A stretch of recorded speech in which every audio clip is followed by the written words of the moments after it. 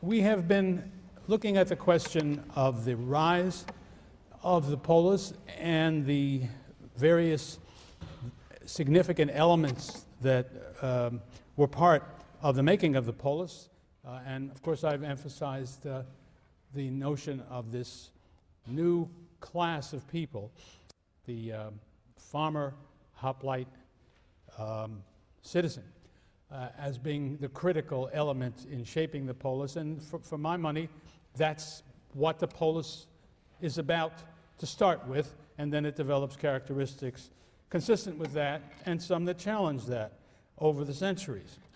But now imagine that we are living in the early years of the polis, sometime in the 8th century BC. Again, I want to emphasize these things that I've been describing don't happen every place at the same time, and they don't even happen every place in the same way. But over a stretch of time, the concepts and the kind of characteristics I've been describing appear to spread all over the place.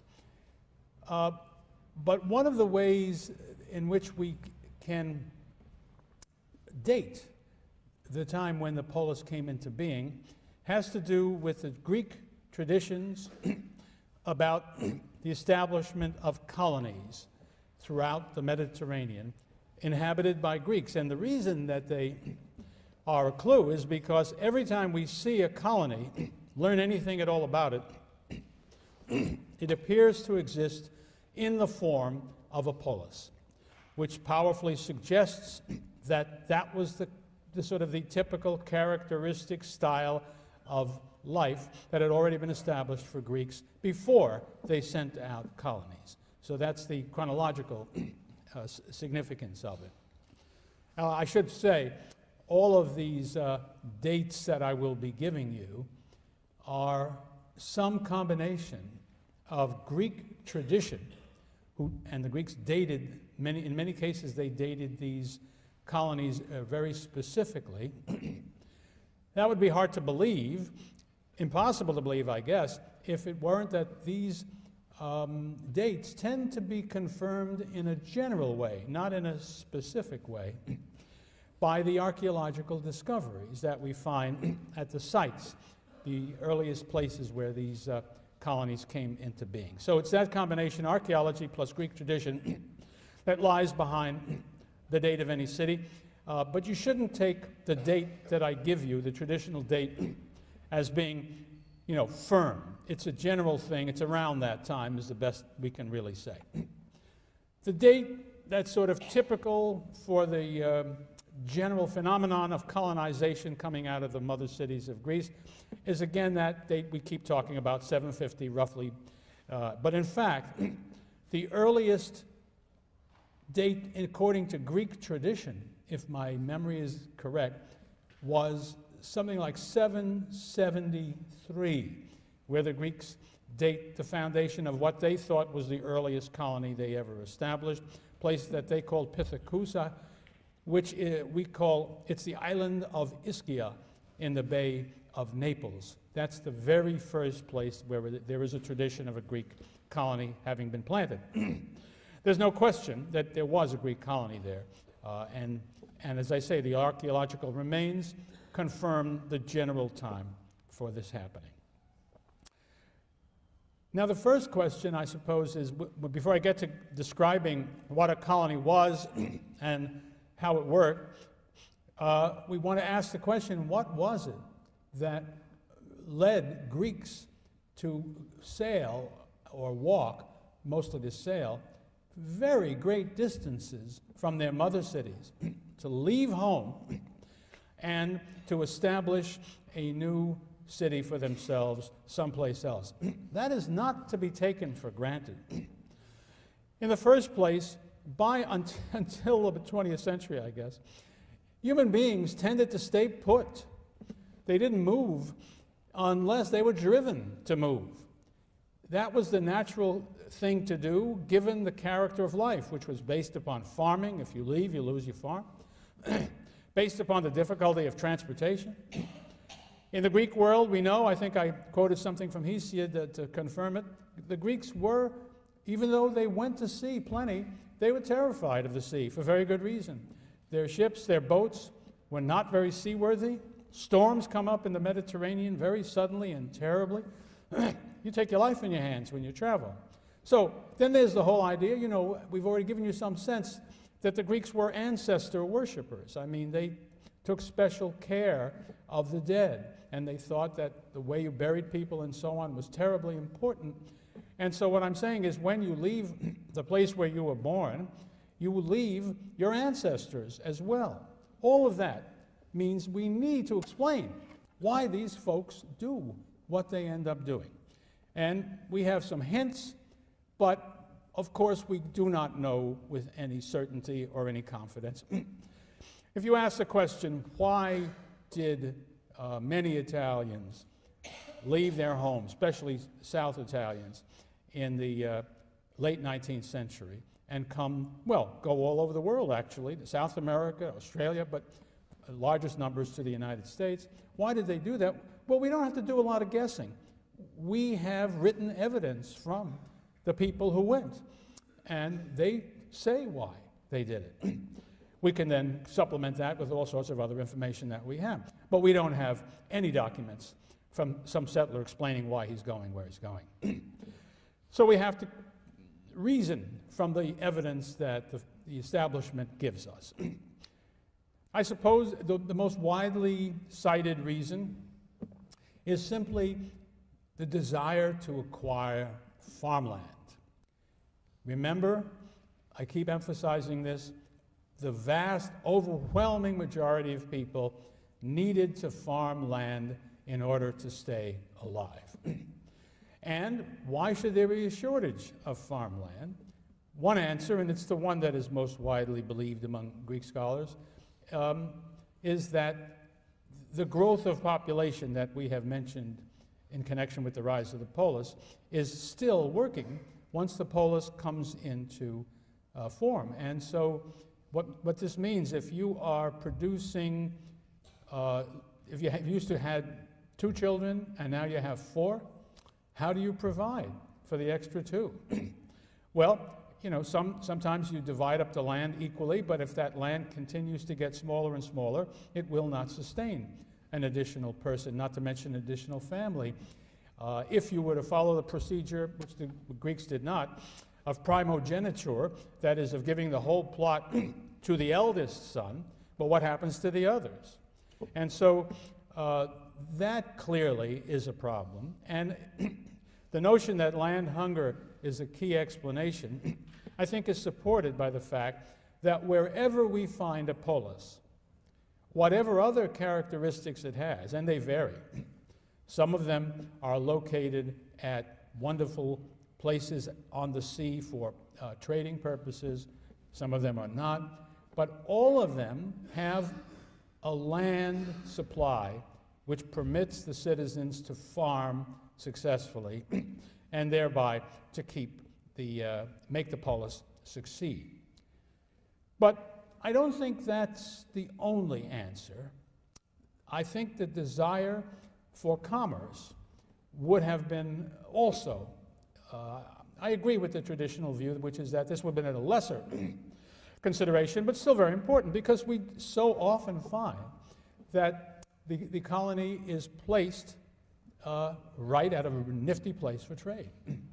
And they would have had to be damn fools to have settled there without that being in their minds. Although some of the places where they settled leave us puzzled, and it left the ancients puzzled. One of my favorite example is the colony on the south shore of the Bosphorus, which is called Chalcedon, whichever way you want to do it.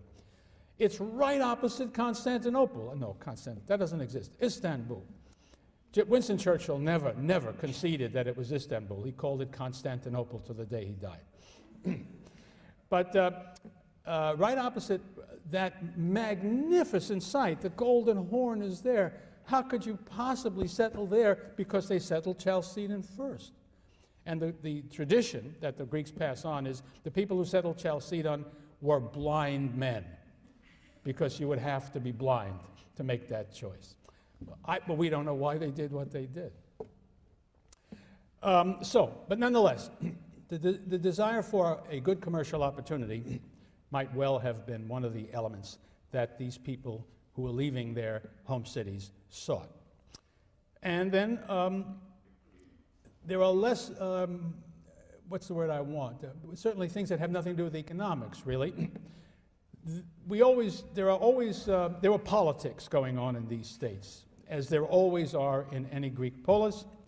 There are factions that grow up for one reason or another. They come into conflict. One side wins the argument in the battle, and sometimes the ill will is so great that the losing side feels either that it has to flee for its safety or that it chooses to flee rather than to live under their opponents. And so you would have defeated political groups might well, or individuals who were the heads of those groups, might decide they have to get out of town. And now that we do have something, this wave of colonization, they join that as well. And then there are always things that we might call much less rational than that. In any group of people, there is a small minority, I want to emphasize small, who just love to do risky things. They just love adventure. They're never happy if they're safe. And so off they go, seeking adventure and seeking to make a fortune, however they're going to do it. So I think that has to be counted into the picture too. So typically I think it would have been a small part of what's going on. So for these reasons, and probably for 100 more that I haven't thought of, we can understand why these people go against the natural instinct of staying put and go adventuring out, seeking a new home someplace in the Mediterranean. Okay, what are these new settlements like? The first thing is that they're like each other in many important ways, although obviously with differences from place to place. But here's how it worked. By the way, the word I have been using, colony, is not a Greek word and really not appropriate for what the Greeks are up to. The Greek word for this is apoikia, and most literally it would mean a home away, an away home. And that's what they're making. They're establishing themselves a household, a home, someplace away from where they started. And that's the name. Colony is a Latin word, ultimately, for colonia. And the Roman colonies were, first of all, garrisons that they planted in land they had conquered to keep the people quiet. So they would be alien bosses in a different territory. And then later in history, in Roman history, that was the name given to establishments, rural establishments, when the civilization was breaking down, and they had, and the men who worked on those rural places really were not free men and were the antecedents of the serfs we will see later on in medieval history in Europe. So when you see the word colonia in late Roman history, it's talking about something very, very different from what we're talking about. So I use the word colony because that's what we have for all such establishments of the kind we're talking about.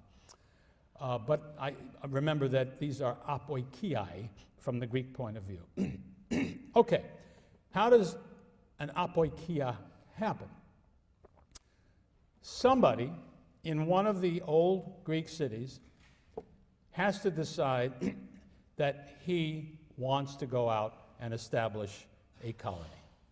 He would be an individual of some eminence, because the job of doing this requires that people should accept his leadership. He will have to do the recruiting of people to come with him on the colony. He will have to do the constitutional discussion and the political discussion to gain the sanction from the mother city to allow him to do everything he knows. So I think we should imagine that these leaders of colonies, these founders of colonies, would be probably noblemen, and that they would have a position of eminence, and yet unlikely to be part of the sort of dominant faction in that city, because otherwise why would they leave? Anyway, the Greeks had a name for this individual. He was called an oikistes. He is the founder of the colony. So now he has decided to do it, and he's gained recognition from the town council, let's say, and he can go forward. Now he has to have an idea. He can't just say, I think I'd like to found a colony. What is more typical, I think, is that he thinks, I would like to take and found a colony on the southeastern coast of Sicily. Why? Because he knows something about it. Either he has somehow traveled out there himself and said, take the place I'm thinking about has a wonderful harbor. It has good farmland in the neighborhood. A critical element to making this judgment is it is not occupied by hostile natives who will resist vigorously your landing there. Either there will be nobody there, or more likely there will be not a very big population and it's not very tough, and they could be easily brushed aside. Those would have been some of the considerations. And so, what the oikistes does when he has picked out in his own mind where he wants to go, next he goes to Delphi. Anybody, raise your hand if you've been to Delphi. Yeah, well, it's, when you go to Greece, do the obvious. Go where the tourists go. And Delphi is one place not to miss. It's halfway up Mount Parnassus, and it was thought by the Greeks to be the omphalos, the navel of the universe, the center in every way. Why? Because there the god Apollo had established an oracle. There was a place in which from the earth there came, wasn't steam, what would it be? Gases would escape through this gap in the earth.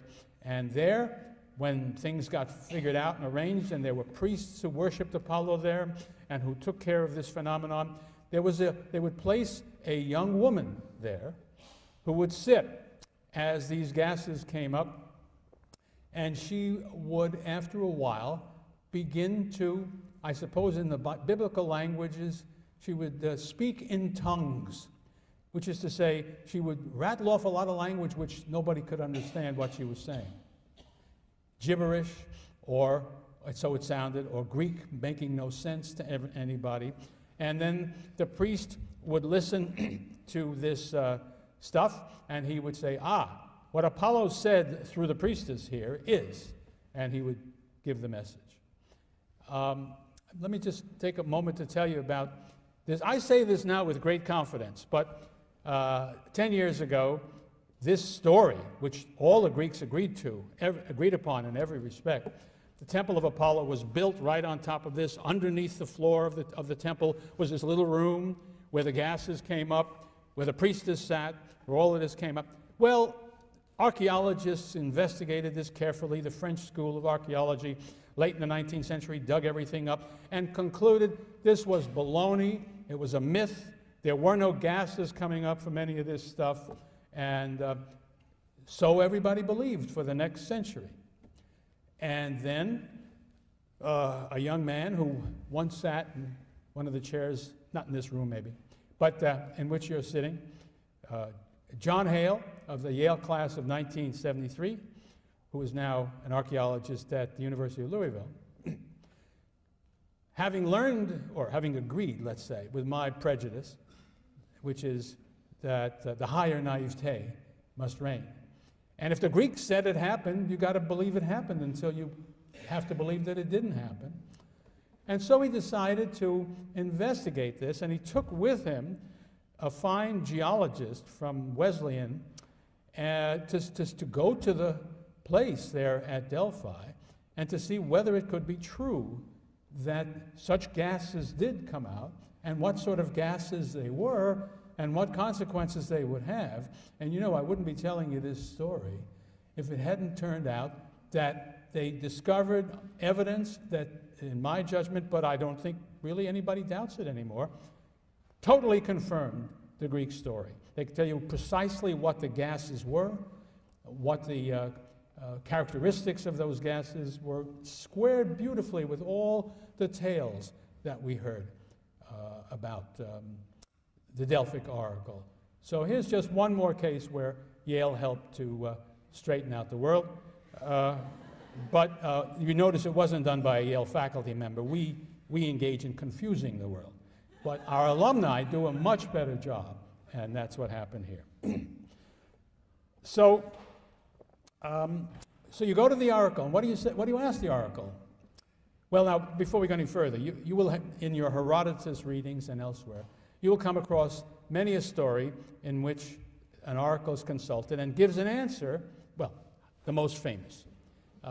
Early on, King Croesus of Lydia, richest man in the world, you've heard all about him, decides it would be a nice thing to conquer the Persian Empire, his neighbor to the east. And so he goes to he's a barbarian, but the barbarians came to the Delphic oracle too because you want to know what the gods want. So he came and he said, if I cross the Halys River, that's the boundary between Lydia and Persia, what will happen? And the oracle replied, a great empire will be destroyed. And Croesus said, terrific, that's what I have in mind. He invaded. He was clobbered. And then you'll read a splendid story Herodotus tells of how here he was captured. He was up on a pyre. He was going to be burned when he remembered Solon, the Greek who had come to him and warned him about this vainglory. And he said, oh, Solon, and oh, Solon. And I guess Apollo must have then said, he's reached wisdom. And so he sent a rainstorm to put the fire out, and he lived through that. Well, okay, but the point is, the oracle was wrong. No, of course not. We all know what was wrong with Croesus. He should have asked another question. Which empire? But he didn't think of it. Other times, all kinds of funny stories told about the oracle, which would suggest that it wasn't really a very reliable source of information, that it was filled with mythology and so on and so forth.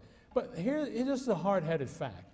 We know for sure Greeks and barbarians and everybody came to Delphi, and when you came to Delphi and you were going to consult the oracle, it was hard. A lot of people, a long line, so there was a waiting issue, but also people used to bribe the priests in order to get up more up front online.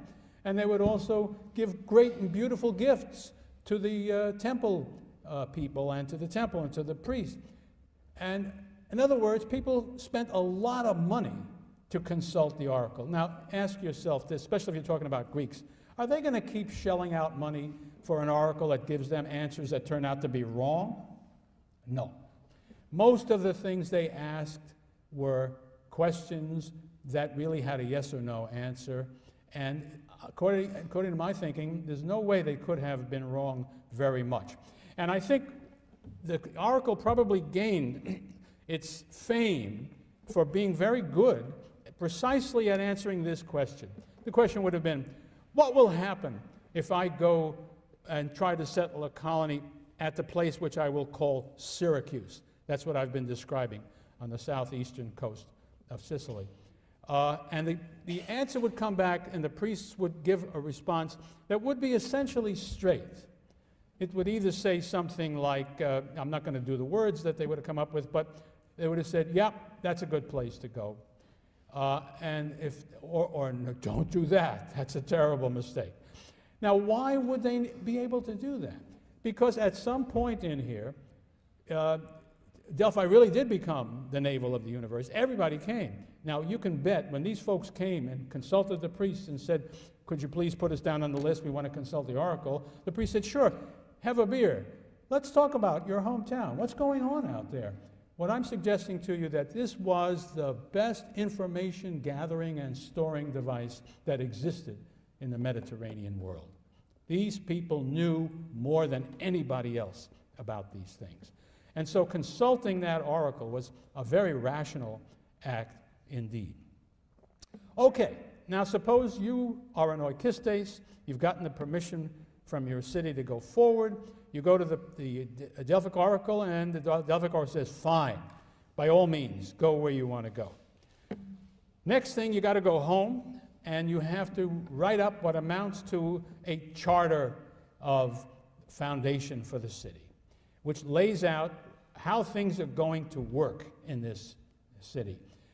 Something about the governmental structure, maybe even more fundamentally, how the land will be allotted, assigned, divided, and so on, so that when you go to recruit settlers, everybody will know what he's getting and will decide whether it's a good idea for him or not. Now, recruiting is tremendously important because you need to have a certain number of settlers to make the settlement viable. You may not run into an enormously powerful collection of natives, but you're going to get some kind of trouble. It's foolish for you to assume you're not going to have any problem out there. So you need a certain number of people just for defense purposes. But beyond that, you need to have a certain number of people to carry out all the functions that need to be carried out for a successful polis. So however many that is what you try to recruit. And you recruit typically, it would be at a time when it's easy to get people together so you can tell them the story. And the best time would be at some great festival. There are festivals held in each city just for its own citizens. And my guess is that when you could do that, when you felt that you could recruit a full colony from your fellow citizens in Corinth, let us say, that's what you did. But it would often happen that there were not enough Corinthians who were ready to go with you on your expedition. So you would try to have, to take your message to one of the Pan-Hellenic festivals which were getting organized about this time. As you know, the Olympic Games are alleged to have started in 776, so that would be a place where Greeks from all over might come, and you could then try to recruit settlers for your new colony there. Then we don't know precisely when, but there were important Pan-Hellenic games near Corinth, the Isthmian Games. There were Pan-Hellenic games at Delphi, and there were Pan-Hellenic games in the northeastern Peloponnesus at a town called Nemea. So there would always be some opportunity for you to go out and make your pitch. So now you have everything in place. You've recruited your settlement. You get on your ships and sail, in this case, out to the west central Mediterranean. You find your way to Sicily, work your way into the harbor at Syracuse, and things work out. And now we have this apoikia called Syracuse. So the next question, I think, is, what is the relationship between Syracuse, which is the apoikia, and Corinth, which is the metropolis, the mother city? That's what metropolis means, by the way. First thing to brush from your mind, along with the word colony as we have used it in modern times, is the notion that the city of Syracuse, which sent out the colony, owns the city of Syracuse, which it has sent out. This is not the case, well, before the British gave Hong Kong back. Hong Kong was a crown colony. It was British territory. It was ruled by Britain, and so on. No, this is not what an apoikia is. From the first, Syracuse is an independent polis, autonomous, self-governing, whatever regime it wants, etc. It is not a subject of anybody, not Corinth or anybody else. But that's not the end of the story. The question really is, so now we know that, what kind of relations did they have? I would say there are three categories that they fall into. The most typical, the usual, everything else is an exception, is that there are friendly relations between the mother city and the apoikia, but they are, keep in mind always, they are totally independent. An example is, in the Peloponnesian War, Syracuse finds itself besieged by the Athenians. They send to Corinth, asking the Corinthians, please help us. The Corinthians are free. They would be violating no law or sacred bond if they say, sorry, we really don't feel like doing that. It would be thought they were not behaving very well, but they would have been, as I say, perfectly within every right you can imagine to do that. But the typical reaction would be that the Corinthians would help to the extent, first of all, that they could, and secondly, to the extent that it was consistent with their interests. Well, in fact, the Corinthians send very little, send a couple of ships and a general, which turn out to be tremendously important, but they couldn't have known that in advance. From where we sit, it looks like the Corinthians were making a gesture of friendship, of solidarity, the kind of thing you'd expect a mother city to do, not to ignore its apoikia when it was in trouble. And so that's all that they did. And that is a fairly, first of all, it was normal for the apoikia to turn to the mother city for help. It was normal for the mother city to be inclined to help if they could do it.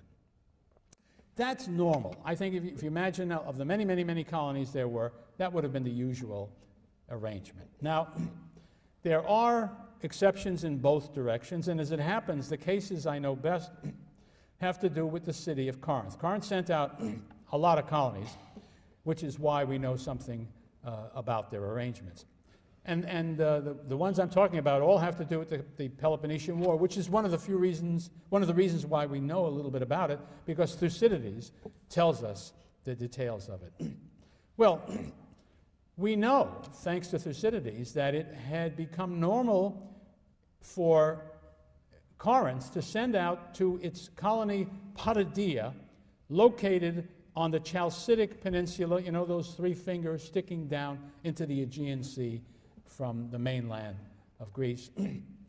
This is a town on one of those fingers. The Potidaea every year received magistrates who governed their city from Corinth. And this was not imposed. This was not by force. This was by mutual agreement. So Corinth really had a very great deal to say about what was going on in Potidaea. So when Potidaea got into trouble with Athens and found itself besieged, Corinth sent a real army to go in there and fight. And I think that's because of this very special relationship that they had. At the other end of the spectrum, it's again, Corinth has a colony up in the northwest called Corcyra. It is the modern island of Corfu. And this colony was clearly established earlier than 664, because that's the first time we hear of its taking any action. It's been around for a while. Very early colony. And from the earliest times, Corcyra does not get along with the mother city of Corinth. The first relationship between them is a naval battle. And thereafter, we hear of them quarreling and fighting with each other just about at least once a century, right on down till we get to the Peloponnesian War, when a quarrel over who's what out in that area between Corinth and Corcyra is the, I would say, well, it's the first instigating element in bringing on the Peloponnesian War. Okay, so this gives you some idea of the range of possible relationships between colony and mother city. Just, I want to emphasize one more time that the overwhelming normal situation is the first one I described, friendly relation. Why not? These guys that have gone out, let us say to Syracuse, they are your people. They have relatives back home. They have friends back home. It is natural. Oh, by the way, they're accustomed to worship the gods in the same way that the Corinthians do. We do know, again, Thucydides is our source, that it was customary for colonies to send representatives back to the mother city for the religious observations that were common to them all. So that those create good feelings, they feel like they're relatives, and what could be more natural? You're out there in Sicily and you discover, of course, that you don't have all of the things that you used to have available to you, that used to be made, let us say, in Corinth. As a matter of fact, in the early days, Corinth was a great center of painted pottery and was the leading producer and exporter of that. So maybe you wanted a really fine pot of the kind you used to be able to walk to the corner and pick up at a pottery, but you can't get now, so you would want to buy what the Corinthians sell. Guess what? You've got great grain fields out there in Syracuse. Hard to believe today, but Sicily was one of the major granaries of the Mediterranean world at that time. Tremendously fruitful, able to grow the best possible crops, very good wheat, and so on. Corinth always needs that kind of stuff. So we sell you our wheat, you sell us your pottery, you sell us good wine that we can't grow yet and maybe never will be able to grow in our neighborhood, so on and so forth. So you can see why it would be very natural for all sorts of ties to unite these colony and mother city. Maybe I ought to just give you a chance, before I turn to the next question, to ask any questions that still are not clear for you about this phenomenon of colonization. Everybody okay? Yes?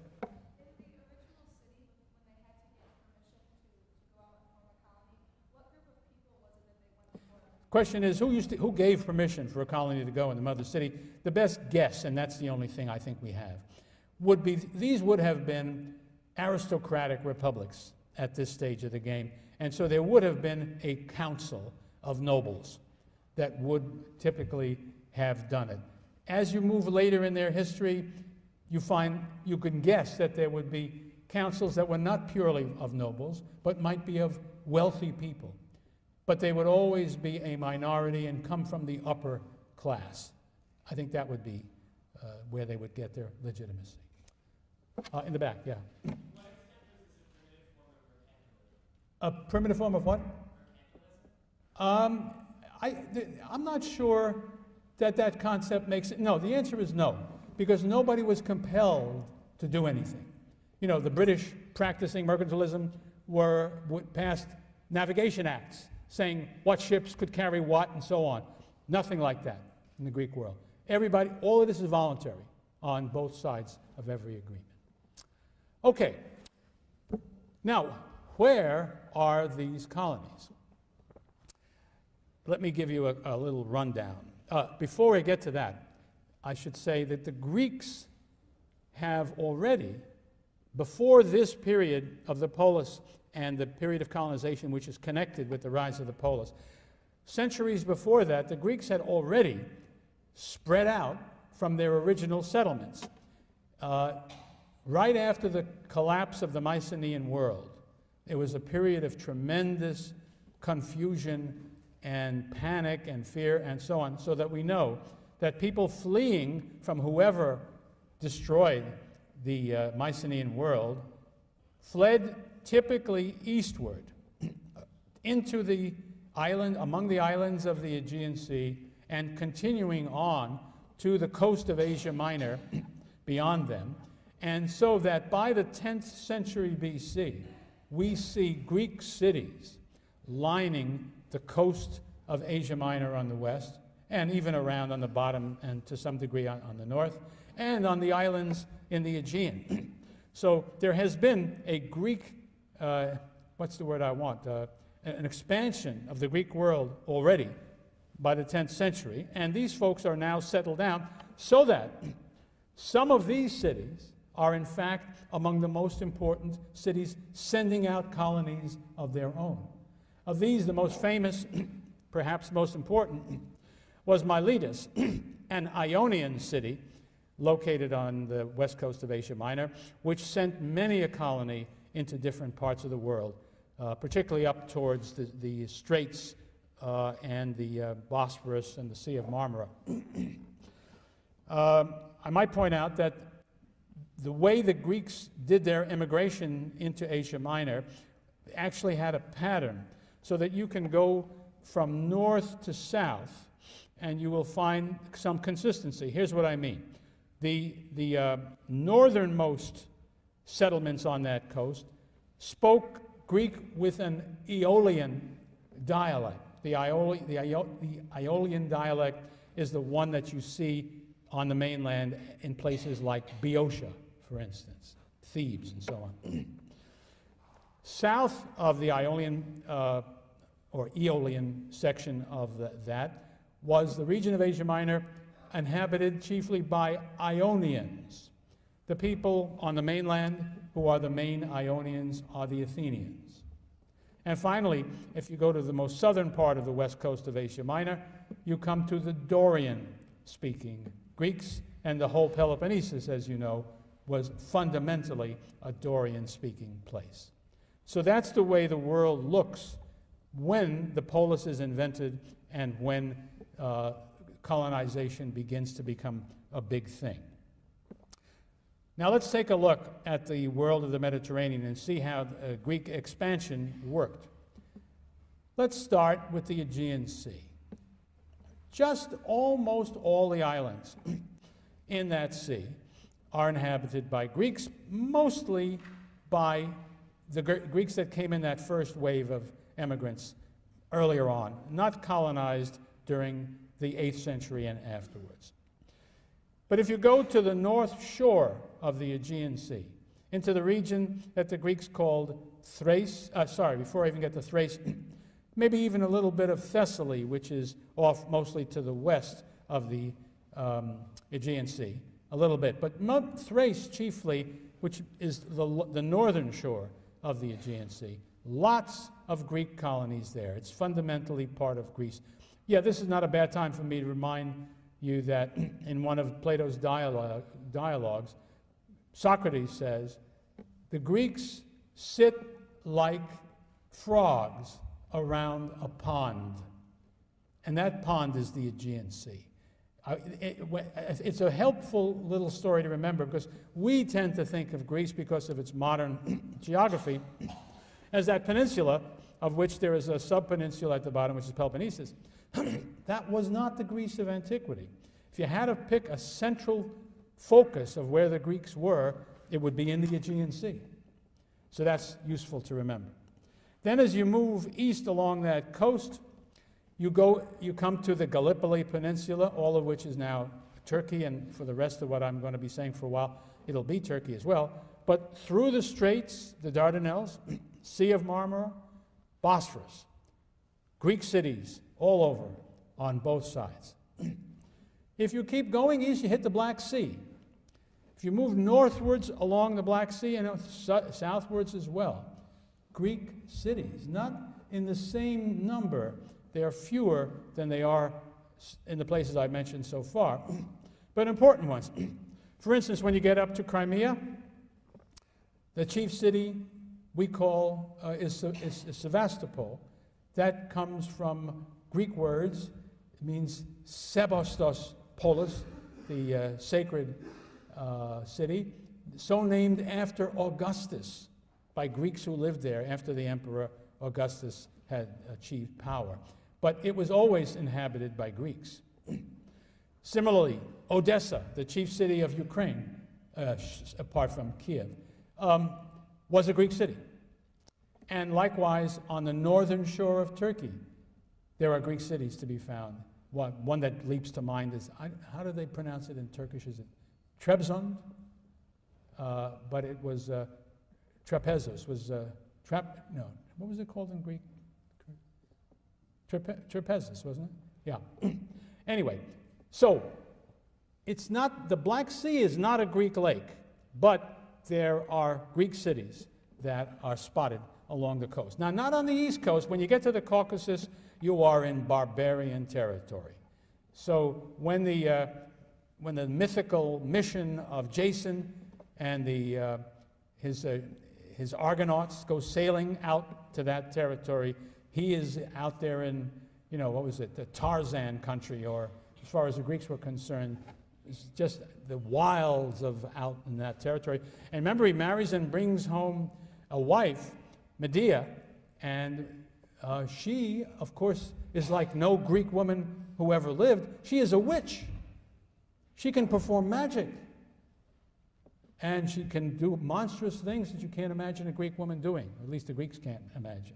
So that's not Greek territory out there. Well, let's get back out into the Aegean Sea, and we get cross to Asia Minor. Now, if you turn the bend at the southern end of Asia Minor and begin moving east, there are some Greek cities along in there. But when you get to what is now Lebanon, Syria, the coastal places there, Palestine, there are no Greek cities there. And that is because during the period we're talking about, those regions were occupied by civilized, powerful people who simply would not be pushed aside, and nobody would even dream of trying to take them on and building cities that would challenge their control of that area. So there are no Greek cities. As you keep coming down and past Palestine, you reach Egypt. And of course, Egypt is one of the great empires of antiquity, going back into the certainly into the 4th millennium, possibly into the 5th. By no means as powerful as it used to be. Far from it. It has been conquered by now by other peoples. If you're talking about the year 750 or something like that, it's I think it's in the hands. It is in the hands of the Assyrians, and it will ultimately fall into the hands of the Persians. So that is not territory that you can build colonies in. You got powerful empires to deal with. There is one exception. In the 6th century, I think it's around 550 or something like that, the Greeks settle a single colony in the delta of the Nile of Egypt at a place called Naucratis, and the root of that word is ship. It is a completely different thing from the apoikia I've been talking about. It is a trading post, and it's there by permission of and under the protection of the king of Egypt. And that's because it's handy for him to have a merchant settlement of Greeks for him to do business with. So that's a great exception to everything I've been saying. Going west, would you believe, when you get into what is now Libya, there was a very important Greek colony of Cyrene, and that whole region was called Cyrenaica, and it was a Greek. You can actually go, now that I realize it. Libya is now open, it's no longer closed territory. You'll see Greek and Roman temples there to prove it. And when you go west, however, it stops in the coast of North Africa. The reason being, the rest of North Africa is dominated by Carthage. Carthage is a colony of Phoenician cities. Phoenicia was located where Lebanon is now. Goes back to maybe the 10th century, maybe the 9th. And it was powerful. And it tried to control not only North Africa, but the waters of the Mediterranean in the west entirely. The Carthaginians, in fact, have a powerful pied-à-terre in the western part of Sicily, and the Greeks will have to fight the Carthaginians over the years for control of the island of Sicily. So that's how far east they get. And in time, the Carthaginians also cross over into Spain, and they control some portion of the Spanish coast closest to Africa. So there are no Greeks there. They're shut out for the same reasons. However, once you get beyond the Carthaginian advance into Spain, there are now Greek cities on the coast of Spain, and there continue to be Greek cities, not everywhere, but in a spotty way, into France, of which the most important and famous is the one that the Romans called Massilia, Marseille, a Greek town. So is Nice, a Greek town. Nice was Nicaea, Victory Town, and there are several others. So the Riviera, they know where to go, you know, the Riviera, places like that. Now what about the Italian Riviera? That's pretty nifty.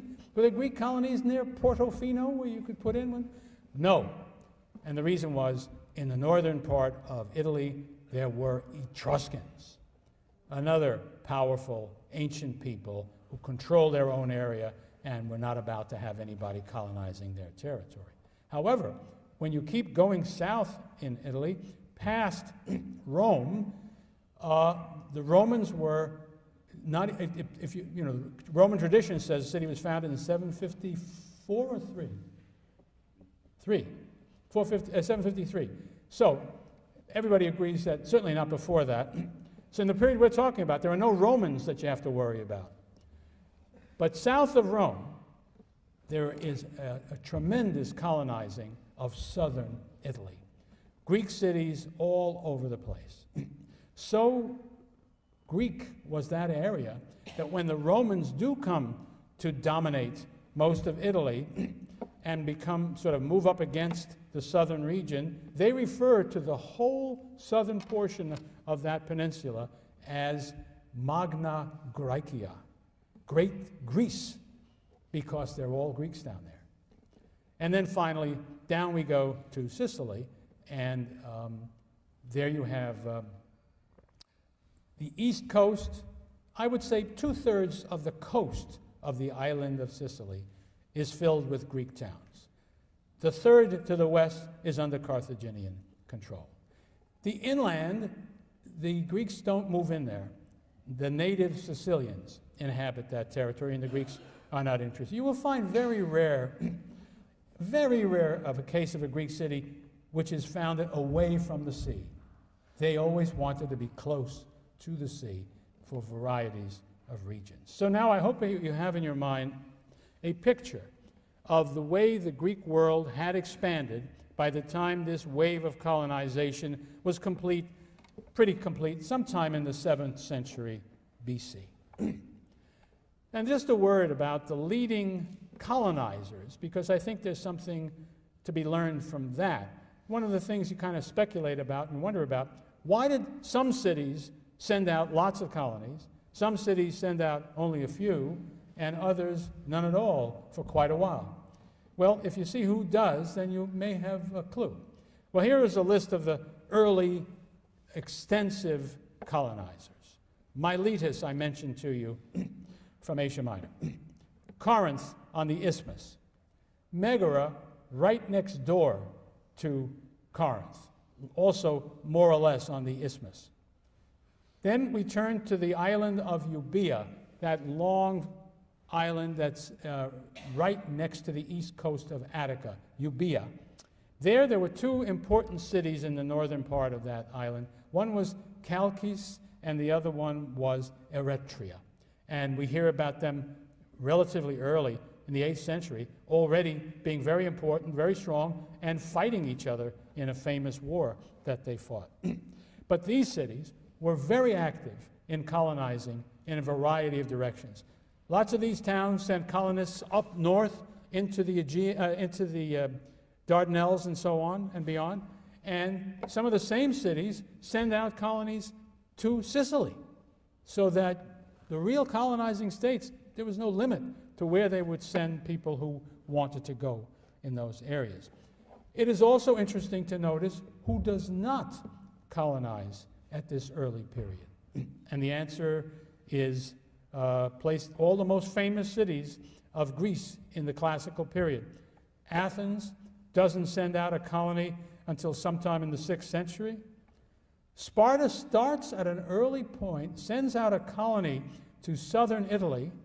At some time, probably early, they sent out a colony to an island in the Aegean Sea, Milos, and then they stopped and never sent out another colony. And finally, Thebes, the greatest city in Boeotia, also does not colonize. So what can we speculate is the meaning of that? What we find is that the states who are doing most of the colonizing are located where most of the trade was going on at this point in history. and also most of the manufacturing. When I say manufacturing, you understand everything is done by hand, but you see things like shops that contain a number of slaves working for a master. In some cases, especially the later on you go, some shops that have quite a few slaves that work to produce these things. It's a handicraft industry, but it's an industry nonetheless. Well, these places are the ones that have the trade, the industry, and also engage in colonization. Moreover, as we will see, there will be internal trouble in the form of political quarreling, economic conflict, and finally warfare, civil wars, occur in some of these cities, leading to the emergence, and then the next topic I'll turn to, of the establishment of tyrannies as the way of resolving for a time these terribly tumultuous conditions in those cities. All of these things are true of places like Corinth and Megara and possibly Chalcis and Eretria. So it is easy to see that where there is that kind of conflict and trouble, there would be people who would want to flee that and to go elsewhere. And it might well be that the people who won those wars, internal wars, would have been glad to send them away rather than to have these discontented people and these folks who were their enemies hanging around town and making trouble. It's only speculation, but it seems to make sense. And we know we don't hear of such troubles within Athens and Thebes and Sparta. And it also is possible, again, it's just speculation, that population pressure might well be greater in the cities that did the colonizing. They tended, in general, not to have as much farmland as the places that I have described as not being colonizers, who may not have felt the pressures of land hunger, which was so important in motivating colonization. So that may explain why some of the states did and others did not. Finally, what are the consequences to the Greek experience of this phenomenon, of this outburst of colonization? Several things come to mind. First of all, the Greeks now live in places where they never lived before. And their presence has a real impact of a different degree in every place. I would say that typically their impact was greater in the west and the north than it was in the east and the south. The reason for that was that in the east and in the south, the Greeks lived among people who were more civilized than they, who were more advanced. They had very little to teach or to impose upon those people rather than vice versa. I would imagine the Greeks sopping up all sorts of useful and interesting information from their neighbors in the east and the south, and there's no question about it. If you look at Greece in this period, I don't know if I've used this term before, but some scholars refer to this general period we're talking about as the Greek Renaissance, by analogy to the Renaissance in Italy. And there's something to it, because things happen in this period that are revolutionary in the arts, in the thinking of people. Philosophy is going to be invented in Miletus, probably, in the 6th century BC. Well, Miletus was on the main routes to all of the places where advanced knowledge could be found. Mesopotamia, Egypt. Anybody who looks at Greek mythology and Greek poetry and Greek stories sees there is a powerful influence coming into Greek thought from mainly the Mesopotamian direction. Anybody who looks at the earliest Greek art for quite some time, I'm talking about sculpture and temple building, will see the influence of Egypt enormously powerfully. So the Greeks are sopping up tremendous useful information and talent and skills and all sorts of things that help explain what's going to become. It is inconceivable the Greeks could have developed the civilization that they did without contact with these Eastern civilizations and learned a great deal from them. Now, some people make an enormous jump from that and wrongly suggest that what the Greeks basically did was, well, if you want to take the most extreme statement of it, stole their civilization from the other folks. Well, if you take a look at Greek civilization, let us say in the classical period, those other cultures wouldn't have had a clue what the Greeks were doing. So different was the Greek experience from theirs. But what is undeniably true is that the Greeks learned very important and valuable things and adapted what they learned to their own way of life and produced something really quite new and in many fundamental ways, not only new, but the opposite of the places from which these things had come. There was also, of course, some influence of the Greeks on the people they went to, and I would start out by saying this would probably have been felt most strongly in the West and in the North, where the peoples who lived there before the Greeks came were not civilized or were not highly civilized. They did not have great urban cultures and civilizations, long traditions of learning and so on. No, they weren't like that. The Greeks were ahead of them, and it's evident that the Greeks, they borrowed stuff from the Greeks in every element of life, although it didn't shape their lives in any potent, fundamental way. But that's the way influence ran in that part of the world. Of course, another tremendously important consequence of colonization was the growth of commerce, of trade, for the reasons I've already given you, but beyond that. The Greeks, of course, now had access to foodstuffs and other things out in where they settled, which gave them a basis for trading with the mother city, which meant there were markets for the mother city, which they hadn't existed before. But also the Greeks were in touch with people beyond where they settled, so they could obtain raw materials that were not available before, and also manufactured things that they might not have had an access to before, all of which they would have used some for themselves and then engaged in trade with the old Greek cities. And you can see, in other words, you don't need a very great imagination to see how this would be a terrific boon to commerce, which means, think about it for a second, what will this be? How will this affect what's happening in the cities? The polis. More and more people, and again, I want to remind you, never anything approaching a majority, but more and more people would be making their living in a way that was not agricultural. They would be in commerce, and they would be in industry in this small sense, and doing all the various things that are not farming. And so you now have classes or groups of people who have interests rather different from those of the most primitive polis you could imagine. And I would suggest, some scholars early on in the century, moved by Marxist theories, suggested that you had a capitalist class growing up.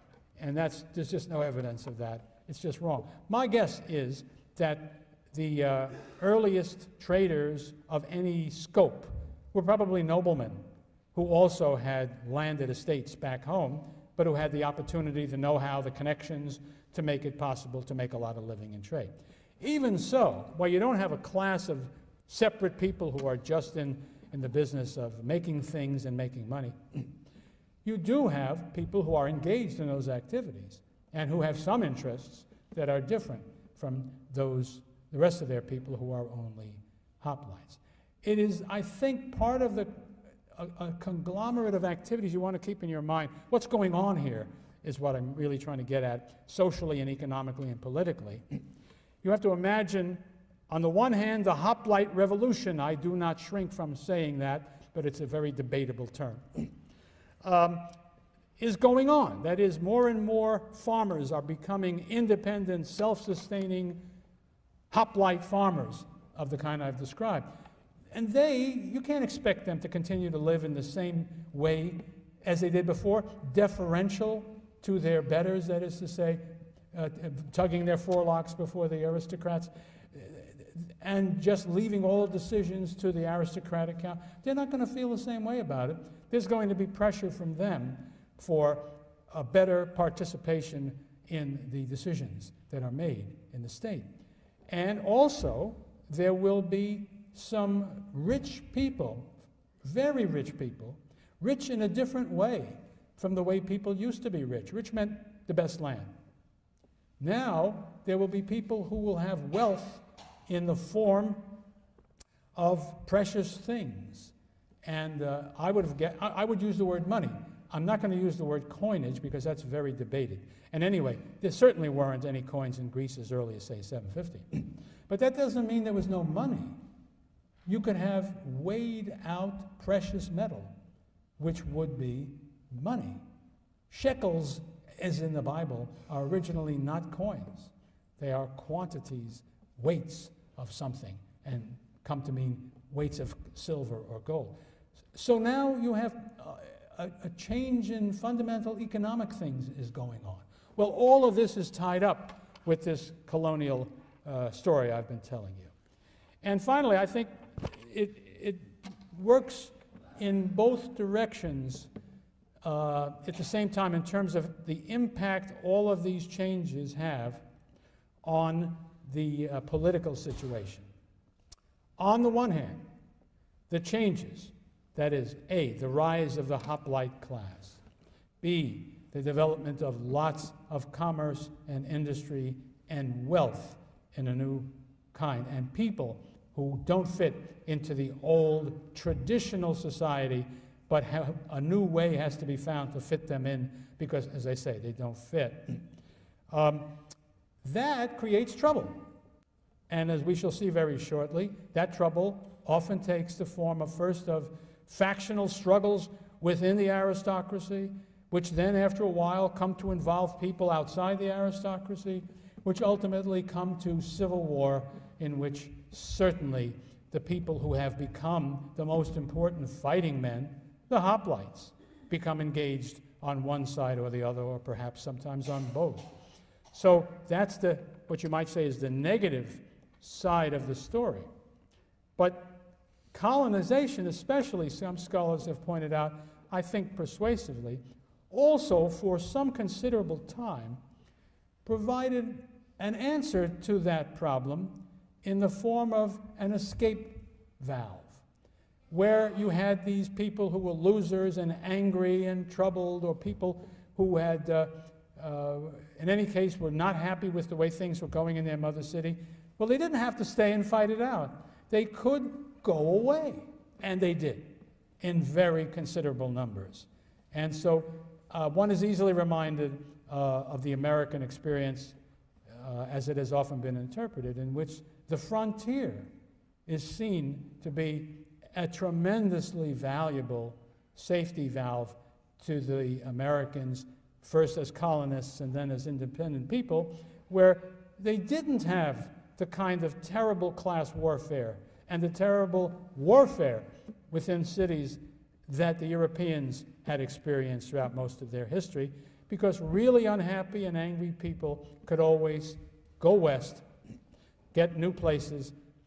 I mean, fundamentally, Kansas is a colony in a certain Greek sense. All of these places are. So that's part of the story of why America had the very lucky early history that it had. And so I think we have to understand that colonization provided something analogous to that for the Greek people. So now here we are, somewhere in the 7th century. Most of these places I've been talking about have been settled. The currents that I have been describing are flowing, and the kinds of problems they give rise to will be felt in most of the towns. And that is the proper introduction to the next topic, which I'll discuss next year. No, it seems like a year, but it's next Tuesday, actually.